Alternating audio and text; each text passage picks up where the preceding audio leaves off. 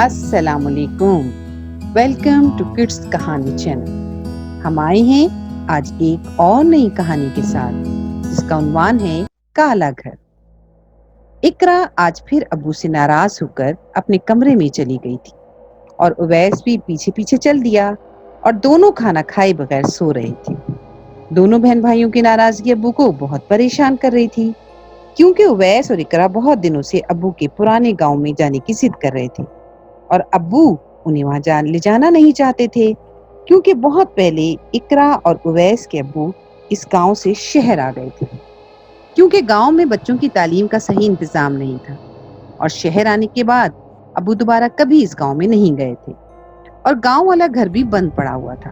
کبھی کبھار کوئی رشتہ دار گاؤں سے آ جاتا تو وہ گاؤں والے گھر کے بارے میں عجیب عجیب قصے سناتا۔ کوئی کہتا وہاں جنات رہتے ہیں، کوئی کہتا رات کے وقت ایک عورت سفید کپڑوں میں گھر کے باہر ہوتی ہے، کوئی کہتا رات کو رونے کی بھی آوازیں آتی ہیں۔ مختلف لوگ مختلف کہانیاں بتاتے۔ اقرا اور ویس اپنے پرانے گھر کو دیکھنا چاہتے تھے اور وہ یہ بھی جاننا چاہتے تھے کیا واقعی یہ سب کچھ سچ ہے یا لوگ ایسی کہانیاں بناتے ہیں۔ اقرا اور ویس کی ضد کے آگے ابو کو ہار ماننی پڑی اور اس شرط پر کہ اس کے بعد وہ کبھی بھی دوبارہ گاؤں جانے کی ضد نہیں کریں گے، ابو انہیں گاؤں لے جانے پر تیار ہو گئے اور اگلے دن صبح سویرے سب نے تیاری کی اور گاؤں روانہ ہو گئے۔ ابو سارے راستے دونوں کو سمجھا رہے تھے کہ آپ نے گھر میں جانے کی ضد نہیں کرنی، بس باہر سے گھر کو دیکھنا ہے، مگر اقرا اور ویس تو دل ہی دل میں کچھ اور ہی پلان بنا رہے تھے۔ کئی گھنٹے کے سفر کے بعد آخرکار گاؤں پہنچ گئے۔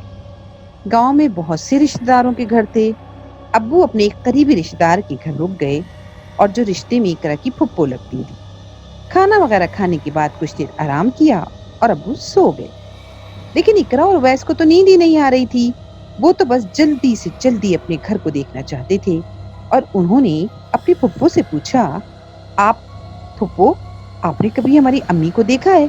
تو پھپھو نے کہا ہاں، کیوں نہیں؟ تو اویس نے بڑے معصوم انداز سے پوچھا، پھپھو، ہماری امی کیسے فوت ہوئی تھیں؟ تو پھپھو نے افسردہ لہجے میں کہا، وہ کمرے میں سو رہی تھیں اور تم سب باہر تھے۔ کمرے کی چھت گری جس کی وجہ سے وہ نیچے دب گئیں اور ان کی موت آ گئی۔ اس کے کچھ عرصے کے بعد تمہارے ابو تم لوگوں کو لے کر گاؤں سے چلے گئے۔ اقرا نے بڑی معصومیت سے پوچھا، آپ کبھی ہمارے گھر کے اندر گئی ہیں؟ پھپھو نے اقرا کو بڑے پیار سے سمجھایا، بیٹا، جو گھر بند پڑے رہتے ہیں نا، ان میں اللہ کی دوسری مخلوق قبضہ کر لیتی ہے اور وہ پھر انسانوں کو تنگ کرتی ہے، اس لیے میں تو کبھی نہیں اس گھر میں گئی، اور میں کیا، گاؤں کا کوئی بھی بندہ اس طرف نہیں جاتا، اور وہاں تو ہر وقت سفید کپڑوں میں ایک عورت پھرتی رہتی ہے، روتی رہتی ہے، کچھ ڈھونڈتی رہتی ہے۔ بھئی ہمیں تو بہت ڈر لگتا ہے، اور ہاں، تم بھی اس طرح مت جانے کی غلطی کرنا۔ یہ کہہ کر پھپھو اٹھ کر چلی گئی، مگر اقرا اور اویس اس گھر میں جانے کا طریقہ سوچنے لگے اور یہ دن تو کسی طرح گزر گیا۔ اگلے دن ناشتے کے وقت پھپھو کے گھر کسی نے آ کے اطلاع دی کہ برابر والے گاؤں میں کوئی رشتہ دار انتقال کر گیا ہے۔ پھپھو نے اقرا کے ابو سے پوچھا، آپ بھی چلیں، اتنا قریب تو آئے ہوئے ہیں، اقرا اور ویس کو ہم گھر میں چھوڑ دیتے ہیں اور یہ اپنے بہن بھائیوں کے ساتھ رہ لیں گے، ہم 2-3 دن میں واپس آ جائیں گے۔ اقرا کے ابو بھی راضی ہو گئے اور اقرا اور ویس کو تو بہت ساری ہدایات دیں اور دینے کے بعد پھپھو کے ساتھ گاؤں چلے گئے۔ اقرا اور ویس کو موقع مل گیا تھا، گاؤں کی سیر کا بہانہ کر کے دونوں نکل گئے اور لوگوں سے پوچھتے پوچھتے اس گھر تک پہنچ گئے۔ یہ گھر پھپھو کے گھر سے بہت دور تو نہیں تھا، مگر اس گھر کے پاس ساری جگہ ویران پڑی تھی، کوئی بھی نظر نہیں آ رہا تھا۔ دونوں جب گھر کے پاس پہنچے تو حیران تھے کہ یہ گھر اتنا کالا کیوں ہے اور گندا بھی ہے۔ گاؤں کے باقی گھر تو ایسے نہیں تھے۔ دل میں خوف بھی تھا اور اندر جاتے ہوئے ڈر بھی لگ رہا تھا۔ گھر کا دروازہ تو تھا ہی نہیں، بس گھر کیا تھا، ایک کھنڈر کی شکل لگ رہی تھی۔ دونوں نے اللہ کا نام لیا، دعائیں پڑھی اور اندر داخل ہو گئے۔ دونوں گھر میں ابھی داخل ہوئے تو انہیں بار بار یہ احساس ہو رہا تھا کہ جیسے کوئی ان کے پیچھے پیچھے چل رہا ہے، مگر جب پلٹ کر دیکھتے تو کچھ بھی نہیں ہوتا تھا۔ کافی دیر ہو گئی تھی تو دونوں نے جلدی جلدی واپس جانے کی راہ لی اور سوچا کل پھر آئیں گے اور گھر کا باقی حصہ بھی دیکھیں گے۔ اگلے دن صبح جلدی جلدی ناشتہ کرنے کے بعد کھیتوں کی سیر کا بہانہ کر کے نکل پڑے، مگر آج ساتھ چلتے ہوئے کچھ چیزیں بھی اپنے ساتھ رکھ لی تھیں۔ وہاں پہنچ کر سب سے پہلے دونوں نے سوچا ہم یہاں کی صفائی کرتے ہیں، اور دونوں نے مل کر وہاں کی صفائی کی۔ ظہر کی نماز کا وقت ہو چکا تھا۔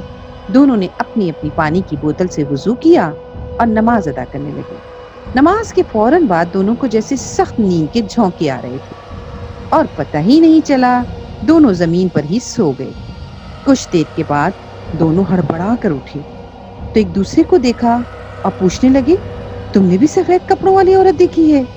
اور دونوں ایک دوسرے کو دیکھ کے کہیں گے ہاں میں نے بھی دیکھی ہے، اور پھر رونے لگے، کیونکہ سفید کپڑوں والی جو عورت انہیں ملی تھی نا، وہ ان کی امی تھی جو بہت عرصے سے انہیں ڈھونڈ رہی تھی اور آج اپنے بچوں سے مل کر بہت خوش ہوئی تھی۔ دونوں روتے روتے اٹھے اور دوڑ کر اپنے ساتھ لائے ہوئے قرآن کھول کر زور زور سے قرآن پڑھنا شروع کر دیا۔ جوں جوں قرآن پڑھتے جاتے تھے ویسے ویسے اس گھر کا اندھیرا ختم ہو رہا تھا اور اجالا نظر آنے لگا تھا۔